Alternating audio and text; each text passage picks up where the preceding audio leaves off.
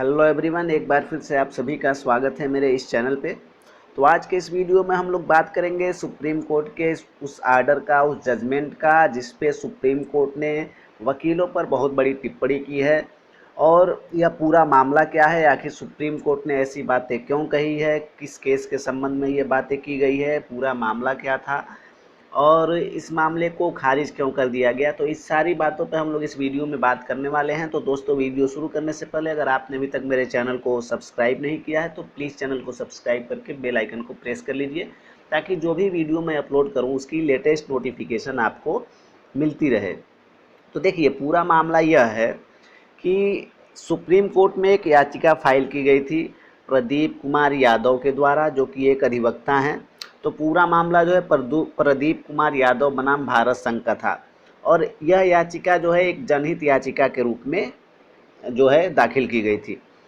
तो supreme court ने सबसे पहले क्या कहा उसको देख लेते हैं। सुप्रीम कोर्ट ने कहा कि आप काले कोर्ट में हैं, इसका मतलब यह नहीं है कि आपका जीवन अधिक कीमती है। सुप्रीम कोर्ट ने इस जनहित याचिका को खारिज कर दिया। इस याचिका में कोविड-19 से मरने वाले एक वकील के परिजन को 5 लाख रुपए की अनुग्रह राशि की मांग की गई थी। उक्त वकील की उम्र 60 वर्ष थी और उसकी मृत्यु जो है कोविड-19 या किसी अन्य तरीके से हो गई थी। तो 3 जजों की ये पीठ थी, जिसमें जस्टिस जो है DY चंद्रचूड़ जी थे, जस्टिस विक्रमनाथ जी थे और जस्टिस हिमा कोहली थी। तो इन 3 जजों की पीठ ने जनहित याचिका को बोगस करार दिया और साथ ही साथ पिटिशनर अधिवक्ता थे प्रदीप कुमार यादव, उन पर 10,000 रुपये का जुर्माना भी लगा दिया। जस्टिस चंद्रचूड़ ने कहा कि यदि आप काले कोर्ट में हैं तो इसका मतलब यह नहीं है कि आपका जीवन अधिक कीमती है। साथ ही साथ चंद्रचूड़ जी ने कहा कि ऐसा नहीं होगा कि एक वकील जनहित याचिका दायर करे और न्यायाधीशों से मुआवजे की मांग करे और वे अनुमति देंगे। बहुत सारे लोग मारे गए, आप अपवाद नहीं हो सकते। तो ये टिप्पणी जो है जस्टिस DY चंद्रचूड़ ने की। आगे चंद्रचूड़ जी ने कहा कि यादव जी, हम जो है आप पर जुर्माना लगा रहे हैं, यानी हमें आप पर जुर्माना लगाना होगा। यदि हम आपके आधार को देखें तो एक भी आधार प्रासंगिक नहीं है जिस आधार पर हम कहें कि आपकी ये पिटीशन सही है, जनहित याचिका सही है। आप खुद को लाइमलाइट में लाना चाहते हैं, मगर इसका मतलब यह नहीं है कि न्यायाधीश इसे पढ़ेंगे नहीं। तो कोर्ट देखिए किस तरीके से टिप्पणी कर रही है कि आप खुद को जो है लाइमलाइट में लाना चाहते हैं, मगर इसका मतलब यह नहीं है कि न्यायाधीश इसे पढ़ेंगे नहीं। न्यायाधीश ने टिप्पणी की कि हमें वकीलों को इन बोगस जनहित याचिकाओं को दर्ज करने से रोकना होगा।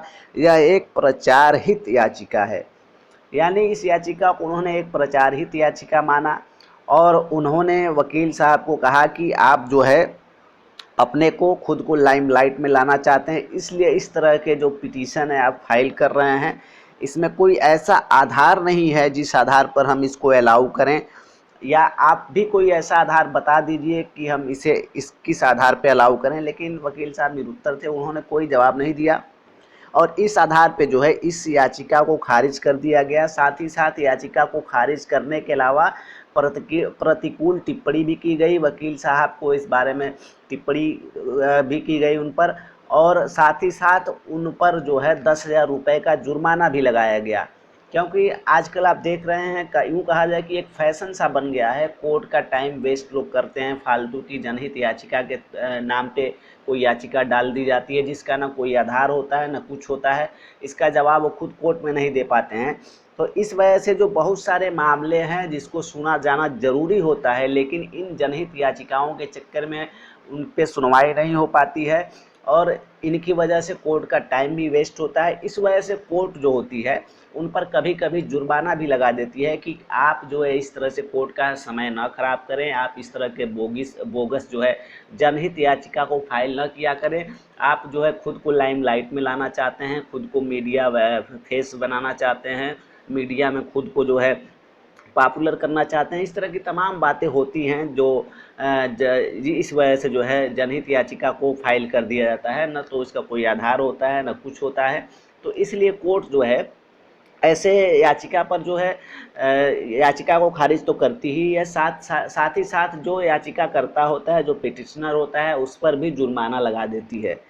तो देखिए, जनहित याचिका फाइल करते समय इस बात का ध्यान रखना चाहिए कि जनहित याचिका अपने पर्सनल फ़ायदे के लिए ना हो, खुद को लाइमलाइट में लाने के लिए ना हो, बल्कि जनहित याचिका एक ऐसी याचिका होनी चाहिए जिसमें जनमानस का हित हो, जो पूरे समाज के लिए पूरे समाज के फ़ायदे के लिए हो, जिससे पूरा समाज प्रभावित होता हो। इस तरह के याचिका को कोर्ट स्वीकार कर लेती है। लेकिन जब आप अपने पर्सनल फ़ायदे के लिए, अपने अपने को जो रिप्रेजेंट करने के लिए, अपने को लाइमलाइट में लाने के लिए, अपने को प्रसिद्धि पाने के लिए जब इस तरह की याचिका को फाइल करते हैं तो कोर्ट बहुत नाराज़ होती है, और साथ ही साथ याचिका को डिसमिस तो करती ही है, साथ ही साथ जो है पिटिशनर पे भी जो है वो जो है जुर्माना लगा देती है। तो इस तरह की याचिकाओं को फाइल करने से बचनी चाहिए, जिसका कोई आधार ना हो, जिसका कुछ वजूद ना हो।